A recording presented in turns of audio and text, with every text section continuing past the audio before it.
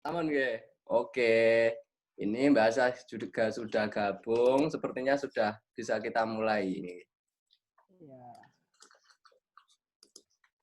Pripun, jenengan nggih? Lanjut, operator siap. kok sepi sih? Dalam.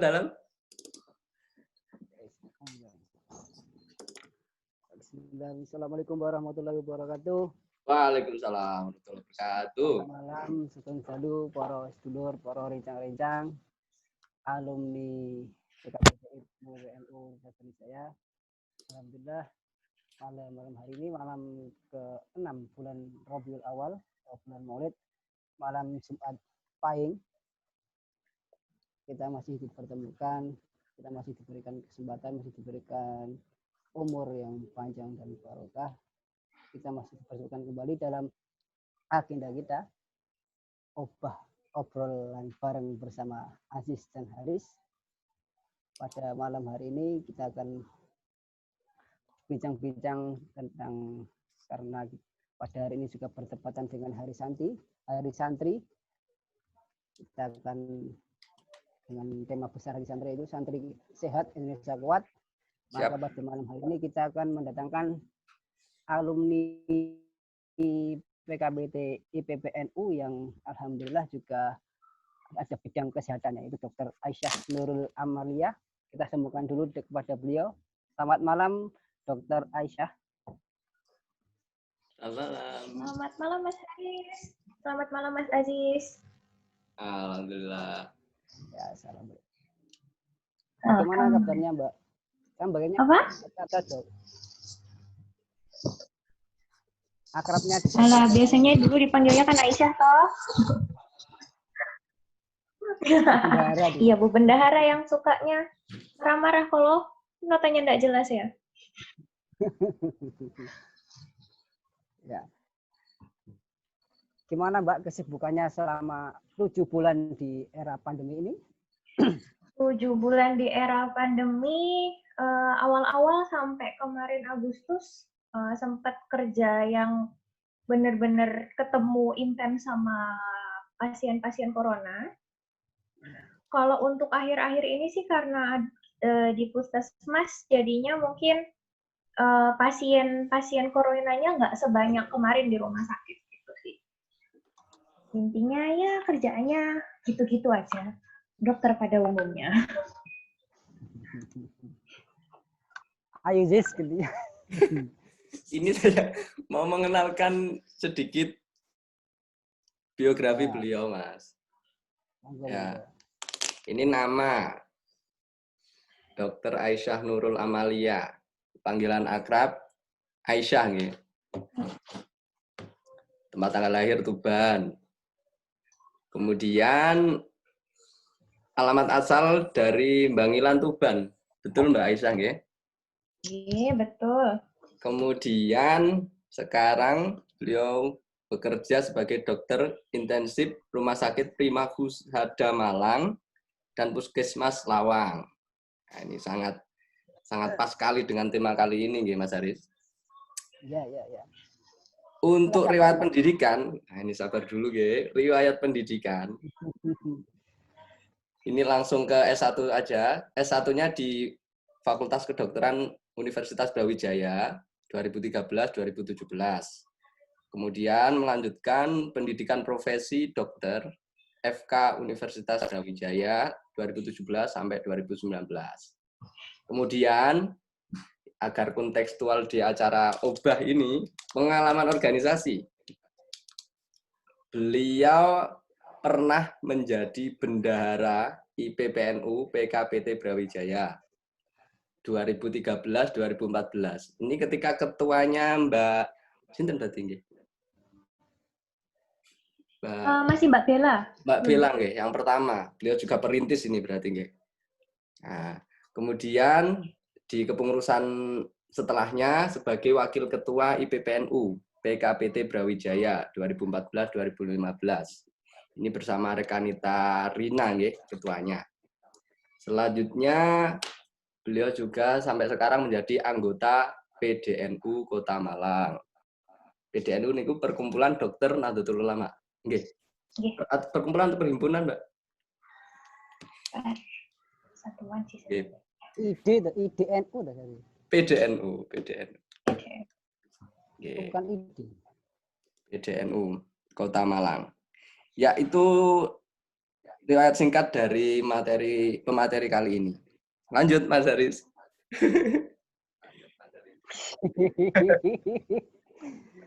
Ya, karena kita akan mengambil tema santri sehat Indonesia kuat ya. Ini kan saya menukil dari satu makalah itu yang bilang al-aqlus salim fil jismi salim. Jadi akal yang sehat itu terdapat pada jiwa yang sehat. Nah, ini kan ada dua aspek yang dipaparkan oleh seorang ulama, ada akal dan jasad yang sehat. Nah, itu menurut di bidang kesehatan khususnya di kedokteran itu indikator akal dan jasad yang sehat itu seperti apa, Bu Dokter? Monggo. Ini masih general saja pertanyaannya, belum kita Ya. spesifikasi. Kalau untuk sehat sendiri, kalau misalnya kita ambil dari WHO itu kita harusnya sehatnya memang keseluruhan. Jadi kita nggak cuma melihat fisik, tapi kita secara sisi biologis, fisiknya, mentalnya. Jadi akal itu kan termasuk mental ya, sama fungsi sosial. Jadi ketiga-tiganya tuh harus berkesinambungan. Kalau untuk sehat dari sisi mental sih sebenarnya orangnya bisa berfungsi dengan baik secara sosial tanpa ada stresor yang terlalu mengganggu dari fungsi sosialnya. Aziz.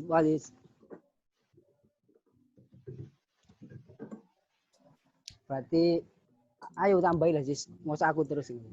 Apa? Lo masih menarik loh. Nggih. Mungkin ada tips dan Jadi trik kalau orang untuk sehat keduanya, ngoten nggih. ya wes. Kalau sehat keduanya sih yang pertama mungkin dari pola hidup sehat ya. Pola hidup sehat itu berarti adanya aktivitas fisik, makanannya juga benar, ada sayur dan buahnya, terus lauknya benar. Kemudian manajemen stres sih yang paling berperan penting kalau misalnya untuk kesehatan mental, karena gimana setiap hari itu kita kan dapat stresor itu tekanan dari segala bidang. Nggak mungkin orang hidup nggak stres, itu nggak mungkin. Cuma masalahnya bagaimana kita memanajemen itu supaya kesehatan mental kita baik-baik saja, gitu sih. Oke. Itu tentu masalah manajemen stres, ujung-ujungnya kita ini Mbak ya, perlu bersosial dengan baik ngoten nggih. Tapi di masa pandemi ini kan kita lockdown masing-masing nih. Nah, itu bagaimana?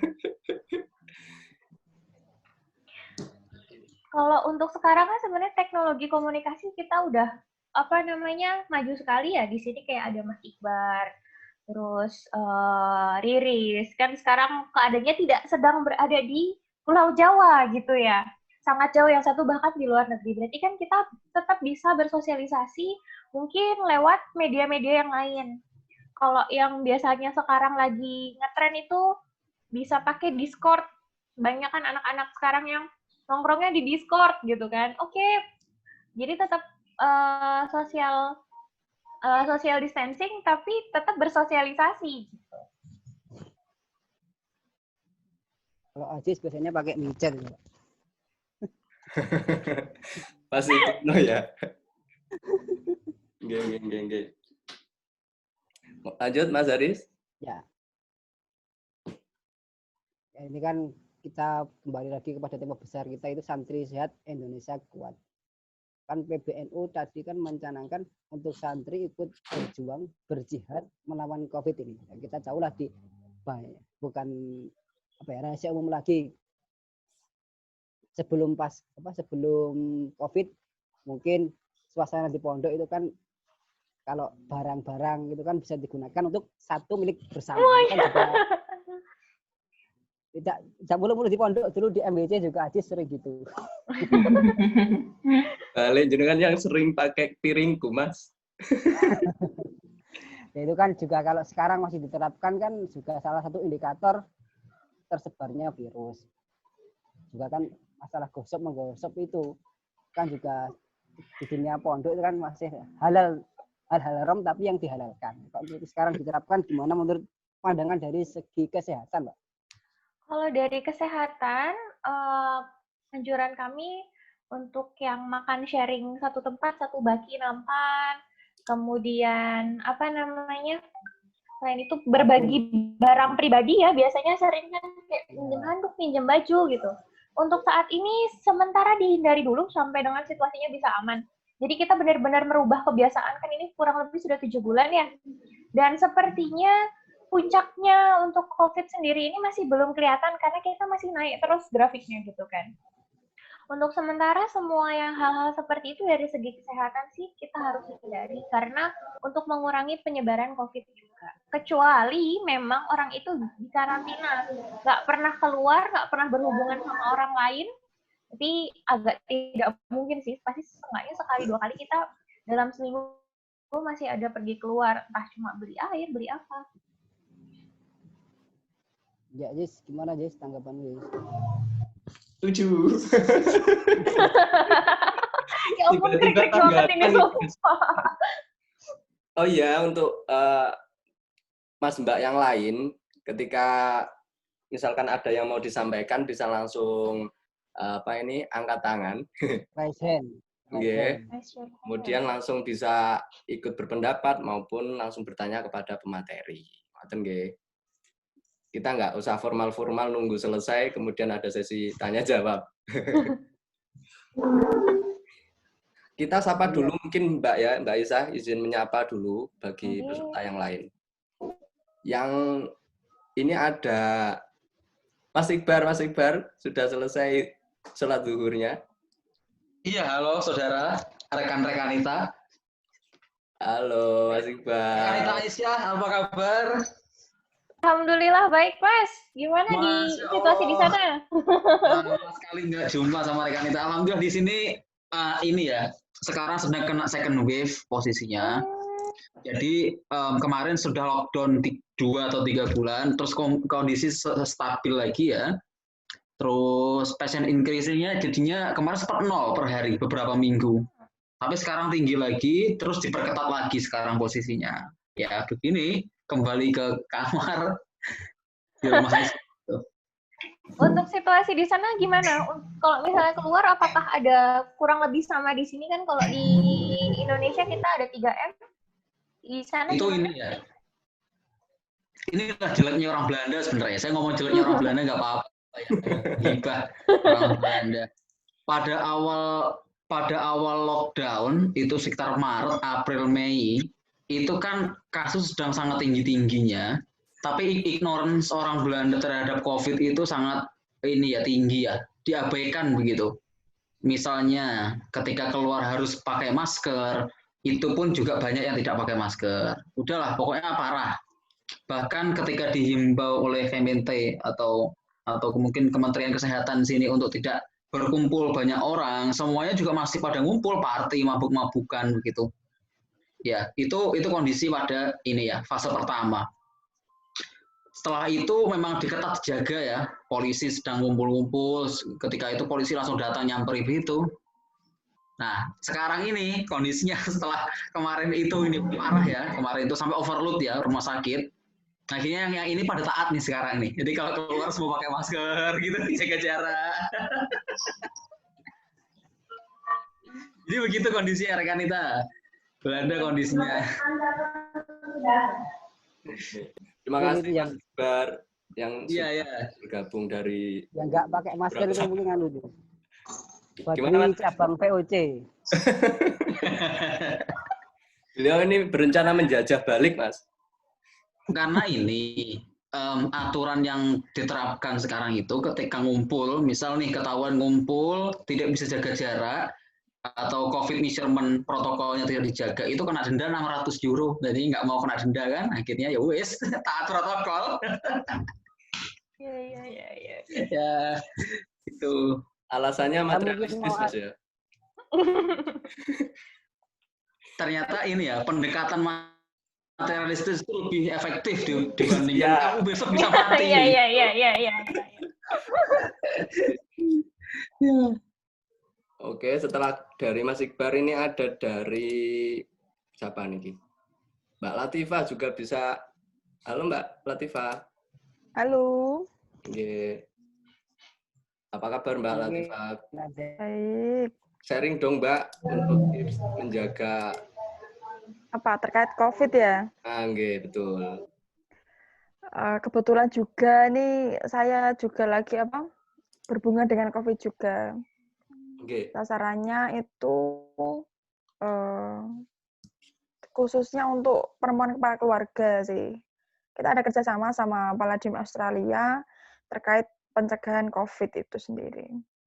Memang di lapangan memang agak terlalu sulit ya, apalagi masyarakat pedesaan untuk mensosialisasikan untuk memakai masker, jaga jarak, itu sangat sulit.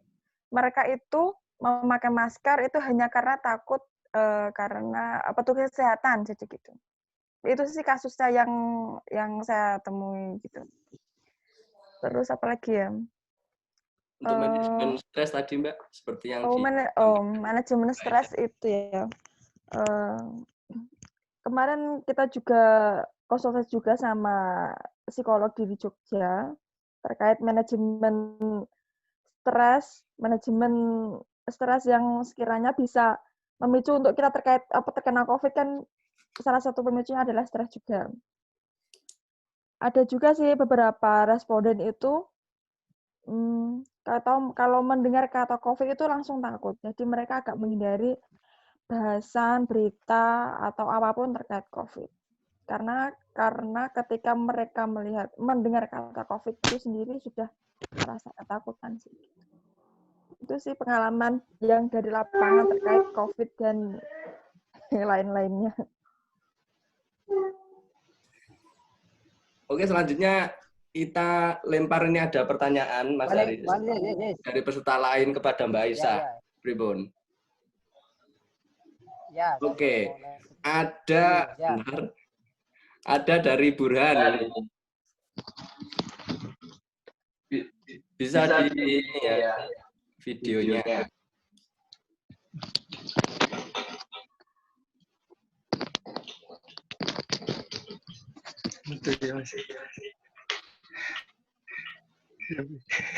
Ayo. Mbak, saya mau nanya. Untuk tadi kan disampaikan kalau salah satu langkah untuk lolos dari pandemi itu adalah menyenangkan atau bahagia. Nah, untuk kita-kita itu kayak Mas Aziz, kayak saya juga sering-seringnya itu di kamar. Ya. Nah, di kamar itu gimana kita untuk mencari kebahagiaan atau kesenangan gitu, Pak? Iya. Ini pertanyaannya baper ya. Baper. Nyalakan VPN. Monggo Mbak Aisyah. Yang pertama pasti cari hobi baru ya. Maksudnya kan banyak orang-orang tuh pas pandemi gini lagi lockdown malah cari hobi baru yang gampang, itu bisa di rumah. Bisa biasanya hobi masakan itu kan banyak yang sekarang gara-gara pandemi tiba-tiba jadi jago masak. Nah, bikin roti, bikin apa, resep-resep kan banyak. Atau yang kedua bisa tambahan cari kan kalau di kamar sendirian bosan, bisa mungkin tambahan cari bacaan atau apapun hiburan yang sekiranya cukup untuk diri kita. Ada yang orangnya senang, oh iya aku sukanya nonton video apa, aku sukanya nonton film apa gitu. Kalau misalnya kuotanya mencukupi sih mendingan streaming sesuatu aja gitu. Kan banyak tuh film-film yang sekarang jadinya jalurnya bisa kita retas gitu kan lewat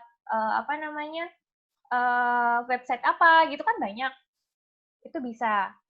Terus selain hobi, tambah tontonan, bisa juga dengan kegiatan lain, contoh bersih-bersih. Karena bersih-bersih itu selain kita menghilangkan kebosanan, hitungannya, kita juga bisa bermanfaat buat kita sendiri. Karena kan salah satu indikatornya kalau untuk sekarang kita harus hidup bersih dan sehat. Nah, bersihnya ini selain ventilasinya bagus, ruangannya juga harus bagus. Oke, semoga Puas ya, Gimana, Bran? saudara Burhan yang ada di ujung sana. Ada feedback rekan Burhan? Oh, kalau untung saja ya saya ini kemarin tiba-tiba di masa pandemi ini suka baca buku tiba-tiba. Tahu gimana? Itu mungkin sisi positif. Bur, Mbak, ya. aku kok rada gak percaya ya, Bur ya. Ini kok menarik sekali. Gara-gara sering bertemu dengan Mas Aziz, ngobrol bareng, jadi pengetahuan harus banyakin lagi. Oke Mas Haris, sepertinya kita lempar ke yang lain aja. Monggo, Mas Haris. Ya, kembali lagi ke masalah stres tadi, Pak. Tadi kan banyak musabab dari penyakit itu kan karena stres tadi. Dan memang maksudnya kan banyak juga orang sekitar sini ini di lain COVID. Maksudnya kadang penyakit stroke ataupun itu kan juga timbulnya karena stres. Maksudnya agar selain hobi dan tadi mungkin pengetahuan dari kesehatan itu apa? Misalkan pola makan ataupun pola tidur ataupun pola hidup yang sehat itu bagaimana? Biar tidak mudah stres selain hobi dan itu tadi. Salah satu sebenarnya justru stres itu sendiri yang biasanya banyak akan mengubah dari metabolisme tubuh kita. Contohnya, kita ada sebab stres. Nah, karena stres itu beberapa orang malah jadi nggak bisa tidur, ada kan yang kayak gitu. Justru manajemen stres itu sendiri yang akan kalau stres kita baik, hormonal kita kan nanti akan baik.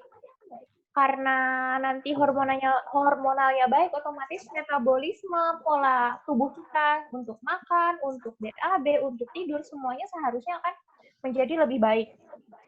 Karena kayak stres itu akan meningkatkan hormon kortisol kan. Kortisol sama serotonin itu dua hormon yang bertolak belakang. Semakin tinggi kortisolnya, maka imun tubuh kita, kemudian pola tidur kita, biasanya paling banyak itu pola tidur akan terganggu gitu. Bahkan beberapa perempuan hanya karena stres, karena tingginya hormon kortisol itu, jadinya dia menstruasinya nggak lancar gitu. Banyak jadi sebenarnya yang dipengaruhi dari stres itu sendiri. Justru kalau misalnya masalah tidur, biasanya orang-orang yang tingkat stresnya rendah, tidurnya akan jauh lebih stabil. Misalnya, tingkat stresnya rendah, dia biasanya cenderung tidur jam 11 malam dan bangun jam 4 pagi. Itu akan terus-terusan seperti itu. Tapi kalau misalnya tingkat stres itu nggak hanya dari nggak hanya dari psikologis, tapi contoh misalnya stres beban pekerjaan atau stres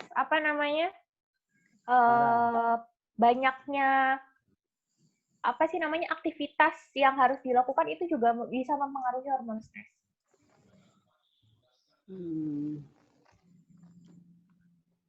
Aziz? Oke, mungkin ada yang mau menanggapi maupun bertanya dari peserta lain. Mbak Holidatul Mawarisa mungkin yang baru ganti foto profil. Halo Mbak Riris. Oh ini kayaknya ditinggal ya. Oh enggak. Iya. Oke, ada tanggapan atau mau bertanya langsung kepada Mbak Aisyah, Mbak? Menyimak aja sih Mbak, tapi memang tingkat stres orang kan memang berbeda-beda. Kadang kan meskipun tekanannya sama, kadang tiap orang kan merasa ada yang lebih stresnya lebih tinggi dan ada yang biasa-biasa aja kayak gitu kan. Iya, betul. Jadi mungkin tips and trick aja sih Mbak. Kadang kan apalagi cewek, apalagi pas lagi dapet ya, itu kayaknya overthinkingnya lebih lebih banyak gitu kan. Itu kan juga karena pengaruh hormon ya Mbak ya. Betul. Mungkin kayak gimana? Yang pertama, kalau bisa paling gampang kita releasing hormon senang atau endorfin itu dengan aktivitas fisik. Lucunya adalah gitu. Kita olahraga itu akan meningkatkan rilis pelepasan hormon endorfin. Endorfin itu kan pernah dengan morfin kan ya? Nah, morfin itu kan efeknya senang ya. Nah, dalam tubuh kita sendiri ini udah ada morfin sebenarnya. Salah satunya cara paling gampang adalah melakukan aktivitas fisik. Yang kedua, misalnya biasanya mood nggak stabil itu kan salah satu karena tidak stabilnya hormon. Bisa dengan coklat, karena coklat mengandung banyak serotonin. Serotonin itu salah satu hormon yang tenang dan biar senang itu. Kemudian bisa Kalau juga pakai coki-coki boleh. Boleh, boleh coki-coki boleh. Silver Ada Queen murah juga buat boleh kamu. Toblerone apalagi. Coki Aduh. adalah coklat, Mas Haris, tolong. Tahan Mas Haris. Kemudian mungkin langkah yang tadi kan, setiap orang punya tingkat stres yang berbeda dan setiap orang saya yakin punya diary berjalan. Maksudnya orang yang kita bisa curhatin. Bisa kita keluh kesah ke orang itu, atau yang cara yang paling gampang ya sudah kita doa. Biasanya dengan sholat dan doa kan pasti orang-orang akan jauh lebih tenang gitu sih. Gimana Mbak Riris? Oke, Mbak, bisa dipahami. Tapi ya terus mencoba untuk bisa mengontrol stres biasanya. Apalagi karena mungkin saya masih adaptasi dengan kehidupan yang baru, dengan aktivitas yang baru. Ya kadang wes kalau sudah capek ya wes nggak mikir apa-apa. Tapi kadang juga ya kepikiran sampai nggak bisa tidur gitu aja. Kalau yang kayak gitu sebenarnya setiap orang pasti ada masa jet lag ya, apalagi untuk perpindahan. Dan penyesuaian setiap orang itu berbeda-beda. Selama kalau penyesuaiannya masih kurang dari 6 bulan, kita masih nggak apa-apa sih, kita masih belum masuk ke penyakit gangguan penyesuaian. Jadi kayak dengan apa namanya berjalannya waktu, biasanya orang-orang akan jauh lebih baik. Kecuali kalau misalnya nanti ada tambahan, dengan kayak gini kok masih tetap belum tenang ya, lebih dari 6 bulan, itu bisa konsultasi ke dokter lebih lanjut sih.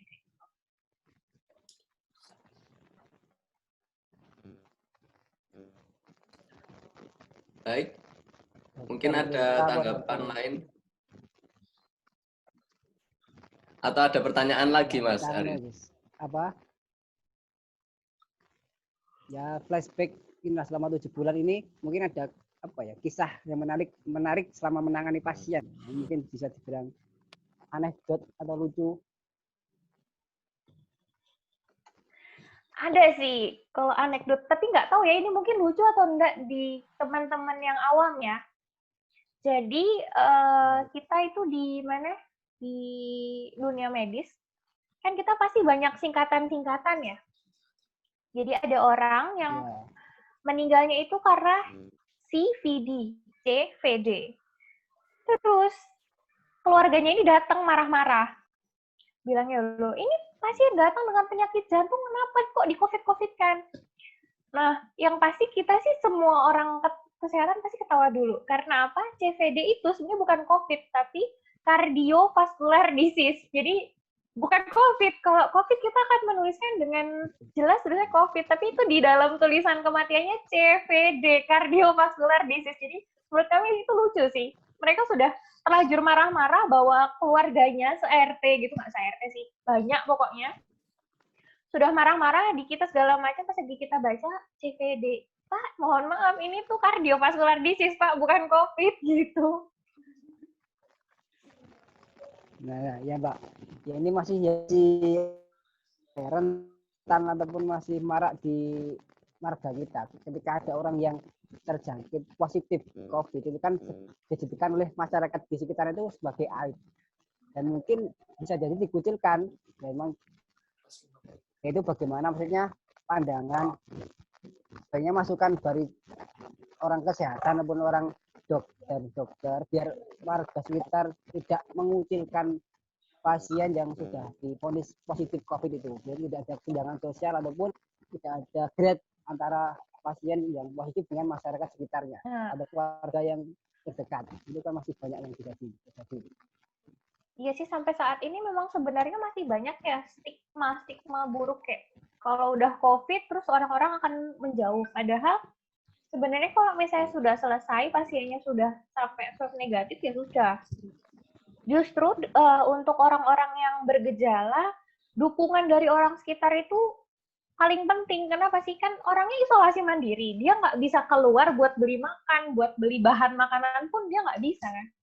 Justru dengan adanya kayak gitu, seharusnya sih orang-orang sekitar malah membantu. Minimal kalau misalnya orangnya transfer ke tetangganya akan nyangkutin belanjaannya di depan rumahnya, misalnya gitu.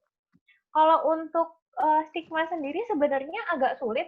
Seharusnya kita tuh lebih edukasinya mungkin yang lebih ke masyarakat, karena masyarakat sendiri sebenarnya edukasi tentang COVID ini masih belum sebagus itu. Kayak mereka belum paham COVID itu seperti apa, gejalanya yang benar, yang sebanyak apa sih yang harus kita ketahui. Kemudian penularan yang benar, kan kadang-kadang kayak orangnya udah negatif terus masih dijauhi, padahal kan kalau memang sudah swabnya negatif dia sudah tidak menulari gitu. Kemudian cara menjaga diri, padahal dengan cara menjaga dirinya yang kemarin Pak Jokowi rilis 3M itu aja sebenarnya sudah cukup untuk menghindarkan diri kita dari paparan gitu. Sebenarnya mungkin edukasinya aja sih yang harus kita benar-benar ke rumah-rumah. Apalagi tadi sama yang kayak Mbak Iva bilang ya, Mbak Latifah bilang, memang benar edukasi ke masyarakat ini sulit sekali. Karena kan saya sekarang lagi di puskesmas, otomatis ketemunya akan perjalanan ke desa, terus penyuluhan apa segala macam. Intervensinya lebih ke desa dan ke orang-orangnya, bukan ke penyakitnya kan. Itu memang sulit sekali sih, karena mengawamkan pembahasan itu mungkin agak sulit. Beda dengan teman-teman yang mungkin jenjangnya sudah semuanya sama rata SMA, jadi semuanya bisa menerima kata A sampai Z. Mungkin kalau karena di desa banyak macam pendidikannya masih sangat amat berbeda range-nya. Ada yang nggak sekolah, ada yang SD, SMP, SMA, bahkan ada yang kuliah gitu ya. Jadi kita harus membahasakan itu semudah mungkin, dan kita harus approach-nya sebenarnya terus-terusan, bukan cuma oh iya kita harus 3M ya, pakai masker, menjaga jarak sama mencuci tangan. Mereka kayak yang buat apa gitu? Kenapa harus kayak gitu? Emang mati karena COVID itu gimana? Loh, saya kena COVID nggak apa-apa nih, nggak bergejala, saya nggak mati tuh gitu. Padahal di tetangganya kena terus tiba-tiba meninggal, kan banyak yang kayak gitu sebenarnya. Ya, masih juga sering terpendam dalam masyarakat orang pedalaman ya, orang desa yang mungkin terpelosok kan, mungkin mereka orang pedalaman tidak akan terkena COVID kan, mereka masih itu COVID ini untuk orang-orang kota. Nah iya betul, masih banyak yang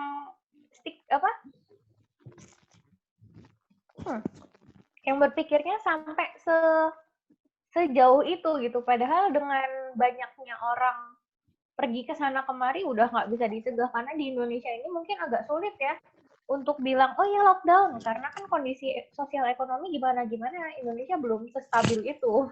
Iya. Ya Jis, gimana? Iya. Kita lemparkan lagi kepada peserta yang lain. Boleh. Tapi begini Mas Haris, ini informasi lagi bahwa kita punya 4 cepet banget.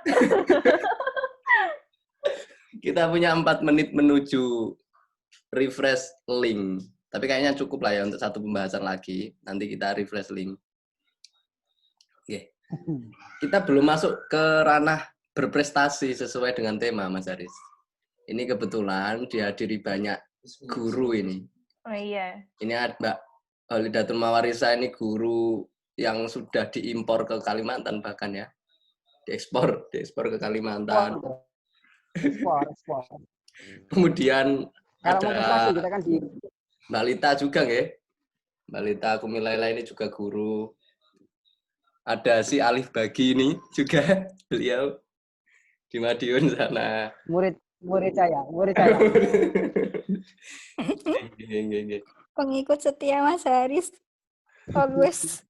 Oke. Nah, sebelum kita berlanjut ke membahas nilai dari berprestasi, tips dan triknya, dan kita akan kembali merefresh link, kita ini mau menyapa nih ketua terpilih, Mbak, ketua terbaru dari BKPT IPPNU ini. Ada yang sudah masuk. Kita sapa dulu Rekan Husni. Halo, Rekan Husni. Ini akunnya aja yang standby atau bagaimana? Senderedek. Oke, kayaknya nanti aja dulu. Oke, kalau Masih berapa begitu, menit, gimana Mas Aris? Masih berapa menit? 2 menit? Kan ngomong soal prestasi. Tapi yang Bidang kesehatan kan diomong kemarin Pak Mbak Aisyah tadi menarik loh. Maksudnya Iya. kayak tes. ya memang dari stigmanya di sana masih kayak orang desa yang masih awam gitu ya, yang nggak tahu COVID atau yang masih abai lah tentang COVID. Tapi yang saya rasakan di sini itu malah pejabat pemerintah atau istilahnya yang punya wewenang atau kekuasaan yang malah karena adanya 3M tadi ya semacam mengentengkan gitu loh. Pokoknya ada protokol berarti kita bisa mengadakan suatu kegiatan seperti itu. Kalau di sini Sedih juga ya mungkin untuk teman-teman yang sebenarnya ngerti banget, udah paham banget. Maksudnya kesadarannya sudah tinggi, terus ketemu kayak gitu, pasti kan kayak, ya ampun kenapa sih Indonesia gini banget? Kok ada sih orang kayak gini gitu ya? Iya, tapi memang benar sih, orang-orang yang seperti itu, maksudnya kadang memang bukan hanya terlepas dari pendidikan. Kalau pendidikan kan kita cuma untuk approach bagaimana kita KIE ya. Kesadaran kita ini yang harusnya ditingkatkan sebenarnya, bukan dari kan kalau dulu awal-awal memang top to bottom kan ya, pemerintah ngomong apa orang-orang akan menjalankan. Kalau untuk sekarang sih strateginya karena sudah sangat ya COVID sudah beneran di mana-mana, sampai Papua sana pun ada yang maksudnya itu sudah di ujung sana gitu ya, bahkan Papua ada, berarti kan seharusnya ini sudah menjadi bottom to up. Jadi kita sendiri yang masing-masing sadar bahwa COVID ini seharusnya ya kita sendiri yang menjaga diri kita sendiri, udah nggak bisa lagi pemerintah gitu. enggak benar sekali. Kayaknya kita harus refresh deh. Baik, Mas Mbak, izin refresh dulu. Linknya ya menyusul. Bentar.